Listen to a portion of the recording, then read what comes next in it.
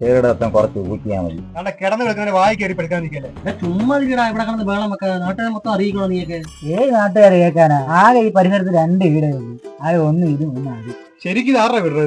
ഇത് എന്റെ മാമന്റെ വീടാ. ഞാനാ കുറെ നാളായിട്ട് നോക്കുന്നത്. അവര് വർഷങ്ങളായിട്ട് പുറത്താ. എന്തായാലും സേഫായിട്ടിരിക്കാൻ പറ്റിയ സ്ഥലം. ഇവിടെ കണ്ടിട്ട് തന്നെ പേടിയാവുന്നല്ലോ. ഇവിടെ പാമ്പ് എന്തെങ്കിലും ഉണ്ടോ? പാമ്പല്ലേ കൂമ്പ്. അത് നീയതാ?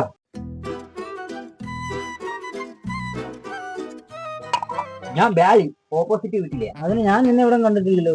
എന്തോ കുടിയാ കുടിക്കുന്ന? നീ ഒറ്റയ്ക്കുള്ള വീട്ടിൽ? അല്ല, ഞങ്ങള് 2 പേരാ. അവൻ കാണാതെ ഞാൻ ഇങ്ങോട്ട് വന്നത്. എന്നാ ഒന്നും കൂടി ഇങ്ങോട്ട് പോയി. നല്ല കീറല്ലേ? ഇവിടെ ഇപ്പൊ ആരിക്കാ പാമ്പിനെ പേടി? പാമ്പിനെ പിടിക്കുന്നതിനൊരു വശമുണ്ട്. ഇഴഞ്ഞു പോണ പാമ്പിന്റെ പിറക്കെ പോയിട്ട് വാലി പിടിച്ചിട്ട് 2 കറക്ക് ഒറ്റ ഏറി അങ്ങനെ പാമ്പ് ഫിനിഷ്. ഓടിയതല്ല, കത്തിച്ച് പഠിക്കാൻ പോയതാണ്.